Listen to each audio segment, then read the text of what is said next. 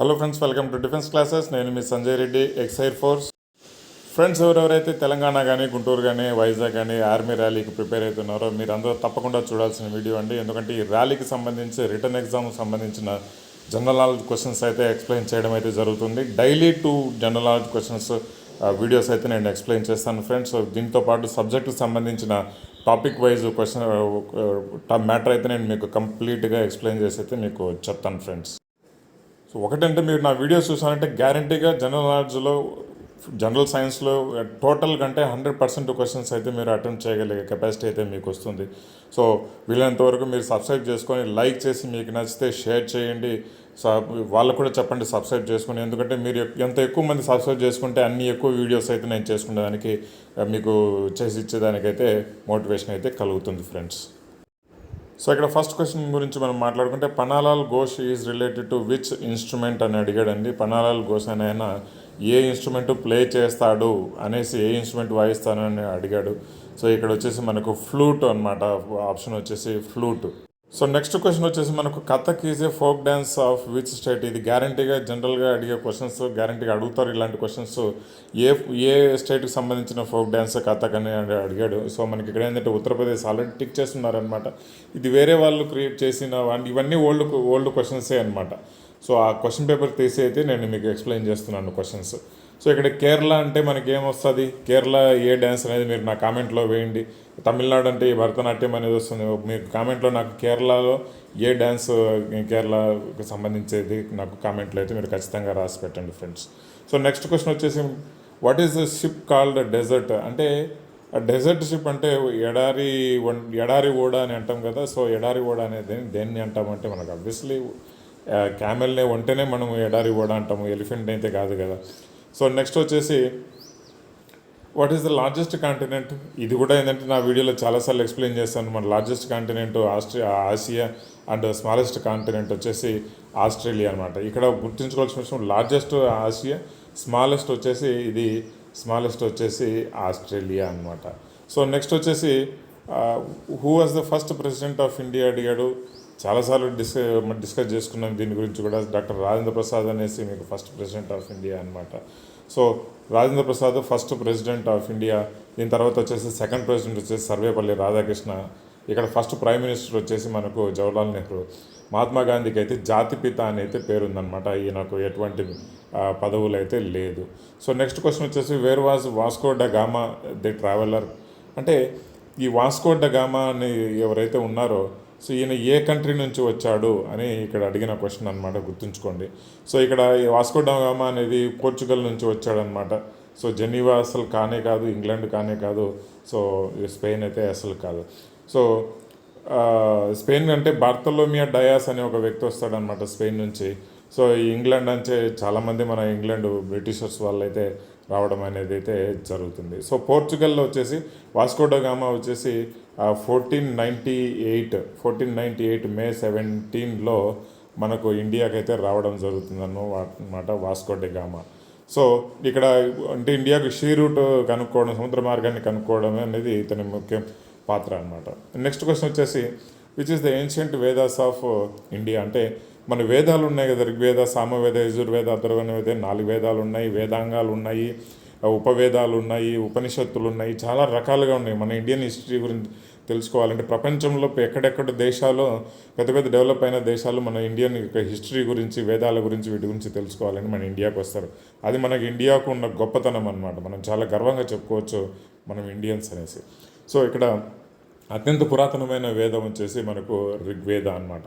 వేదాలంటే ఏంటి ఇవన్నీ అనుకుంటారు, కానీ మీకు క్లియర్గా ఎక్స్ప్లెయిన్ చేస్తానంటే ఇది మనకు వే ఆఫ్ లైఫ్ అనమాట వేదాలు.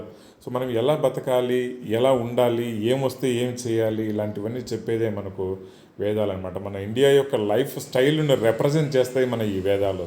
సో ఈ వేదాలు మనం ఎప్పుడు ఏంటంటే ప్రపంచంలో అత్యంత గొప్పమైన థింగ్స్ ఏంటి అంటే అవి వేదాలే అని చెప్పుకోవచ్చు అనమాట. So next which of the following cities is not located in the bank of Ganga. So ఇక్కడ అడిగాడు, కాన్పూర్ అడిగాడు. కాన్పూర్లో వచ్చేసి కాన్పూర్ గంగా పక్కనే అనమాట. నేను కాన్పూర్లో 5 ఇయర్స్ ఉన్నాను. సో పాట్నా కూడా గంగా పక్కనే ఉంది. సో వారణాసి వెళ్ళాను వారణాసి కాబట్టి గంగా పక్కనే ఉంటుందన్నమాట ఒక వారణాసి సిటీ కూడా. ఇకపోతే ఆగ్రా అనేది, ఆగ్రాలో కూడా నేను ఉండొచ్చాను కాబట్టి ఆగ్రా వచ్చేసి యమునా నది పక్కన ఉంటుంది ఫ్రెండ్స్. గుర్తుంచుకోండి, ఆగ్రా యమునా నది పక్కన అంటే మనకి జస్ట్ తాజ్మహల్ పక్కన కనిపించే నది యమునా నది అనమాట. So next, national sports day celebrated on whose birthday. అంటే ఆగస్ట్ 29కి మనం నేషనల్ స్పోర్ట్స్ డే సెలబ్రేట్ చేసుకుంటాం కదా. సో 29 ఆగస్టుకు నేషనల్ స్పోర్ట్స్ డే సెలబ్రేట్ చేసుకుంటే ఈయన ఎవరి బర్త్డే రోజు సెలబ్రేట్ చేసుకుంటాము అంటే మనకు సికే నాయుడు అయితే కాదు, అశుతోష్ ముఖర్జీ అయితే కాదు, జైపాల్ సింగ్ అయితే కాదు, వీళ్ళ గురించి ఎప్పుడు రాను కూడా రాదు మనకు ఆప్షన్స్ కరెక్ట్ అని. సో మేజర్ ధ్యాన్ చంద్ అంటే మనకు హాకీ లెజెండ్ అనమాట. ఇంతవరకు మేజర్ ధ్యాన్ చంద్ లాగా ఆడిన హాకీ ప్లేయర్ మన ఇండియాలో పుట్టలేదు. సో ఈవెన్ ఇతను హిట్లర్ కూడా మేజర్ ధ్యాన్ చంద్ను మా జర్మనీకి ఇవ్వండి, మేము అతనికి ఆఫీసర్ ర్యాంక్ ఇచ్చి మేము అక్కడ హాకీ ఆడించుకుంటామని హిట్లర్ కూడా అడిగాడు. కానీ మనకి ఇక్కడ మేజర్ ధ్యాన్ చంద్ అయితే రిజెక్ట్ చేసి ఇండియా తరపునే ఆడతాను, ఇండియాలోనే ఉంటానని చెప్పడం జరుగుతుంది. ఇతని ఊరు వచ్చేసి ఝాన్సీ అనమాట. మీరు ఎప్పుడైనా ఝాన్సీ వచ్చే అవకాశం వస్తే ఒక చిన్న గుట్ట మీద major Dhyan Chand hockey stick పట్టుకున్నట్టు పెద్ద విగ్రహం అయితే కనిపిస్తుంది, చూడండి friends. So who is known as the queen of Deccan అని అడిగాడు అనమాట. క్వీన్ ఆఫ్ డెక్కన్ వచ్చేసి మనకు పూణే. సో డెక్కన్ ఇక్కడ లక్నో అయితే కాదు, ఇక్కడ నార్థన్ సైడ్ ఉందన్నమాట. సో డెక్కన్ ఏరియా అయితే ఇది కాదు. సో ఇక్కడ ఉదయ్పూర్ కూడా డెక్కన్ ఏరియా కాదు. సో అంటే ఇవన్నీ నార్త్ సైడ్లో ఉన్నాయి. చిత్తోర్గఢ్ కూడా రాజస్థాన్లో ఉంది. సో మన డెక్కన్, క్వీన్ ఆఫ్ డెక్కన్ అంటే మనకు పూణే అనమాట. ఇది డెక్కన్ సైడ్లో ఉంది, అంటే తక్కువ సౌత్ సైడ్లో ఉన్న సిటీ అనమాట ఇది. So what is the name of parliament of Japan అడిగాడండి. పార్లమెంట్ ఆఫ్ జపాన్ వచ్చేసి డైట్ అనమాట. సో జపాన్ వచ్చేసి డైట్, ఇది గుర్తుంచుకోవాల్సిన విషయము. జనరల్ డ్యూటీ క్వశ్చన్స్కి అయితే కంపల్సరీగా అడుగుతాడు. ఎస్ఎస్సి జీడీ కూడా అడుగుతాడు అనమాట. సో ఇక్కడ నెక్స్ట్ వచ్చేసి మనకి ఇండియా, దీన్ని వచ్చేసి పార్లమెంట్, ఇండియాకు కూడా పార్లమెంటే అనమాట. మన ఇంగ్లాండ్ కూడా దీన్ని పార్లమెంటే అంటారు. సో నెసాట్ కాదండి, ఇది యాక్చువల్లీ సెనేట్ అంటారు అనమాట, ఇది తప్పు. సో ఇట్లా ఏంటంటే మన డైట్ వచ్చేసి జంపన్ యొక్క పార్లమెంటు. సో నెక్స్ట్ క్వశ్చన్ వచ్చేసి కాజీరంగా నేషనల్ పార్క్ ఎక్కడుంది? ఆబ్వియస్లీ మీకేం చెప్పాల్సిన అవసరం లేదు, కాజీరంగా నేషనల్ పార్క్ అస్సాంలోనే ఉందన్నమాట. ఇక రాజస్థాన్ కిలాయిడో బర్డ్ నేషనల్ పార్క్ అనేసి ఇది రాజస్థాన్లో ఉంటుంది. ఇక ఉత్తరప్రదేశ్లో వచ్చేసి కొన్ని ఉంటాయన్నమాట ఉత్తరప్రదేశ్లో నేషనల్ పార్క్స్. ఇంకా మధ్యప్రదేశ్లో కూడా చాలా పులులకు సంబంధించిన నేషనల్ పార్క్స్ అయితే మధ్యప్రదేశ్లో ఉన్నాయన్నమాట. సో పంచమరి ఇవన్నీ మధ్యప్రదేశ్లోనే ఉంటాయి. సో నెక్స్ట్ వచ్చేసి very Shakti Sthal located. Shakti Sthal located అని తెలుసుకునేదానికి ముందు అసలు శక్తిస్థల్ అంటే ఏంటి అని మనం తెలుసుకోవాలి. మన ఇండియాకు first one and only women prime minister వచ్చేసి మనకు గుర్తుండే ఇందిరాగాంధీ అనమాట. సో ఇందిరాగాంధీని ఎవరైతే చంపినారో, ఆ చంపిన తర్వాత మనకు అక్కడ సమాధి ఏదైతే ఏ ప్లేస్లో అయితే ఉంటుందో ఆ ప్లేస్ని వచ్చేసి మనము శక్తిస్థల్ అంటారనమాట. శక్తి అంటే పవర్ కదా, గాడెస్ కదా. సో శక్తి అంటే ఇందిరాగాంధీ అంత పవర్ఫుల్ లేడీ అనమాట, అందుకు శక్తిస్థల్ అని పేరు పెట్టారు. అది ఢిల్లీలో ఉంటుంది. సో ఇందిరాగాంధీ యొక్క కొడుకును కూడా చంపేశారు కదా, అక్కడ అది ఏ సమాధి అంటే వీర్ భూమి అంటారనమాట. సో వీరభూమి అంటారు. సో ఇక్కడ గాంధీ యొక్క స్థలం ఏంటి అంటే ఇంకా రాజ్ఘాట్. సో రాజ్ఘాట్. మరి నెహ్రూ స్థలం ఏంటంటే శాంతి స్థల్. సో అది శాంతి స్థల్ అంటారు అనమాట. విజయ్ ఘాట్ అని నిన్న చెప్పుకున్నాను, లాల్ బహదూర్ శాస్త్రి గురించి వీడియోస్ అయితే చూడండి, క్లాసెస్లో కంపల్సరీగా తెలుస్తుంది. నెక్స్ట్ క్వశ్చన్ వచ్చేసి in which game is the term cover drive used? So మీకు అందరికీ చాలా చెప్పాల్సిన అవసరం లేదు, కవర్ డ్రైవ్ అంటేనే మనకి క్రికెట్ అని పెట్టుకోవచ్చు. ఈ క్వశ్చన్ గురించి మనం ఎక్స్ప్లెయిన్ చేసుకోవాల్సిన అవసరమే లేదు. So which river is called Bengal sorrow అని అడిగాడండి. ఇది కంపల్సరీగా వస్తూ ఉంటాయి ఇలాంటి క్వశ్చన్స్. బెంగాల్ షారో అంటే మనకు దామోదర్ రివర్ను బెంగాల్ షారో అంటారనమాట. సో మన యమున అంటే తాజ్మహల్ పక్కన ఉంటుంది, అలాంటి క్వశ్చన్స్ వేస్తే తాజ్మహల్ పక్కన ఏముంటుంది? యమునా రివర్ ఉంటుంది. నర్మదా అంటే మనకు గుర్తుంచుకోవాల్సిన విషయము, అన్ని నదులు మన దేశంలో వెస్ట్ నుంచి ఈస్ట్కు ట్రావెల్ చేస్తాయి. ఒక నర్మదా అండ్ తపతి నది వచ్చేసి ఈస్ట్ నుంచి వెస్ట్కు ట్రావెల్ చేసే రివర్ అనమాట మన నర్మదా. సో మనకి ఇప్పుడు సర్దార్ వల్లభాయ్ పటేల్ ఏదైతే విగ్రహం ఉందో స్టాచ్యూ ఆఫ్ యూనిటీ, అది కూడా నర్మదా రివర్ పక్కనే ఉంటుంది, గుర్తుంచుకోండి. షారో ఆఫ్ బీహార్ అంటే మన కోసి అనమాట, బెంగాల్లో ఉంటుంది, అంటే మన బీహార్లో ఉంటుంది కోసి రివర్. దీన్ని షారో ఆఫ్ బీహార్ అని కూడా అంటారనమాట. సో ఇకపోతే నెక్స్ట్ క్వశ్చన్ వచ్చేస్తే మనకు which of the following planets is called sisters of earth అని అడిగాడు అనమాట. సో మనకు సిస్టర్స్ ఆఫ్ ఎర్త్ అంటే మనకు వీనస్ అనమాట. మన మెర్క్యూరీ పక్కన, మెర్క్యూరీ తర్వాత వచ్చేసి వీనస్ తర్వాత ఎర్త్. సో దీన్ని వీనస్ వచ్చేసి మనకు సిస్టర్ ఆఫ్ ఎర్త్ అనమాట. మార్నింగ్ స్టార్, ఈవినింగ్ స్టార్ అని కూడా మనకు వీనస్ని అంటూ ఉంటాము. సో నెక్స్ట్ వచ్చేసి మన ఇక్కడ సాటర్న్ వచ్చేసి చాలా అందమైన ప్లానెట్ అనమాట. సో మార్స్ వచ్చేసి మనకు ఎర్త్ తర్వాత నెక్స్ట్ ఉన్న మార్స్ అయితే ఏదైతే ఉంటుందో అది మార్స్ అనమాట. పర్సీవరెన్స్ అనే ఒక రోబో అయితే మనం ఇప్పుడు పంపించడం జరిగింది. సో ప్రతి వీడియోలో కూడా ఒక మార్స్ యొక్క ఫొటోస్ అయితే మనకు వస్తూనే ఉంటాయి అన్నమాట. సో నెక్స్ట్ క్వశ్చన్ వచ్చేసి మనకు వరల్డ్స్ లార్జెస్ట్ ఎపిక్ అని అడిగాడు అనమాట. వరల్డ్స్ లార్జెస్ట్ ఎపిక్ అంటే మనకు పురాణాల గ్రంథం అంటే అని చెప్పుకోవచ్చు అనమాట. గ్రంథం అని చెప్పుకోవచ్చు. సో రఘువంశం ఏదైతే కాళిదాస్ రాస్తాడో అదైతే ఎపిక్ లార్జెస్ట్ ఎపిక్ అయితే కాదు. సో నెక్స్ట్ వచ్చేసి కురుక్షేత్ర అనేది లార్జెస్ట్ ఎపిక్ అయితే కాదు. ఇక్కడ ఏమీ లేదు ఎపిక్ అనేది. సో ఇక్కడ మహాభారత అనేది అది ఒక లార్జెస్ట్ ఎపిక్ అనమాట మహాభారత.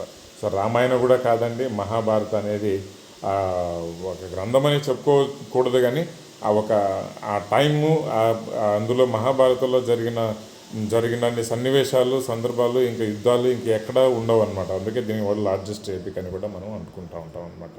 ఇతిహాసం అని చెప్పుకోవాలి జనరల్గా. So which is the longest river in the world అంటే ప్రపంచంలోనే longest river in the world అంటే మీరు గుర్తుంచుకోండి, లాంగెస్ట్ అంటానే నైల్ అని, లాంగ్ అంటానే నైల్ అని, లార్జ్ అంటానే మనకు అమెజాన్ అని కూడా గుర్తుపెట్టుకోండి అనమాట ప్రపంచంలో. సో ఇకపోతే నెక్స్ట్ వచ్చేసి మన ఇండియాలో లాంగెస్ట్ రివర్ వచ్చేసి మన గంగా రివర్ అనమాట. సో ఇకపోతే నెక్స్ట్ నర్మదా రివర్ గురించి చెప్పుకున్నాము, ఈస్ట్ నుంచి వెస్ట్కి ట్రావెల్ చేస్తుందని.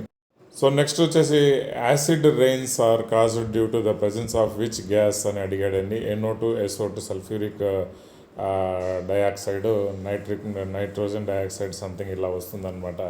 సో ఈ NO2, SO2 ఉండడం వల్ల మన వాతావరణంలో యాసిడ్ రెయిన్స్ అనేది రావడం జరుగుతుంది.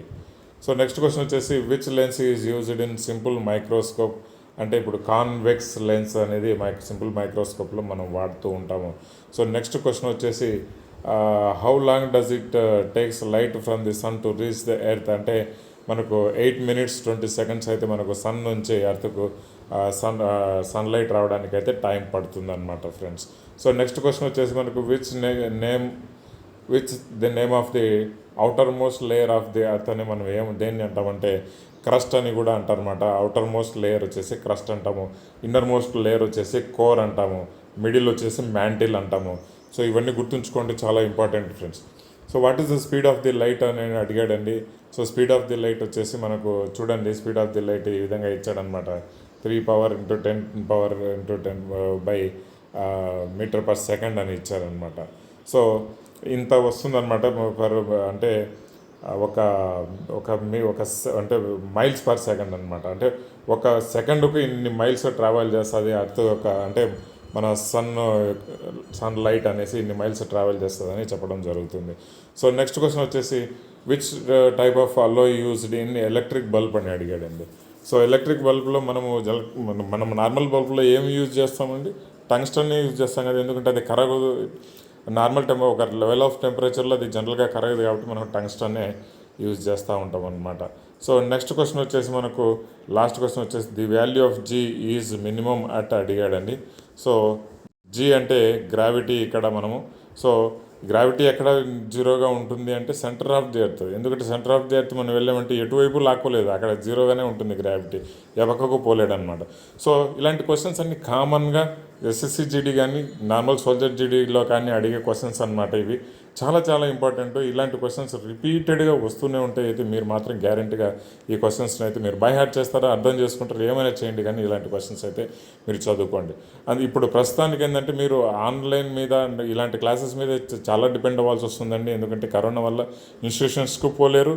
సో క్లాసెస్ అయితే మీరు గ్యారెంటీగా ఇలాంటి క్లాసెస్ అయితే డిపెండ్ అవ్వండి. మరోవర్ నేను చాలా ఇంపార్టెంట్ క్లాసెస్ చేస్తుంటాను, టాపిక్స్ కూడా చేస్తూ పెడుతూ ఉంటాను. కాబట్టి వీలైనంత వరకు ఛానల్ సబ్స్క్రైబ్ చేసుకోండి. టాపిక్ ఎప్పుడైనా వీడియో విన్న తర్వాత ఒక లైక్ అయితే కొట్టండి. లైక్ కొట్టడంలో మీకు పోయేదేం లేదు. షేర్ అయితే చేయండి. సో మీ ఫ్రెండ్స్కి అందరికీ వీళ్ళంతవరకు షేర్ చేసి వాళ్ళకు చెప్పండి సబ్స్క్రైబ్ చేసుకోమని. Okay friends, thank you very much. జై హింద్.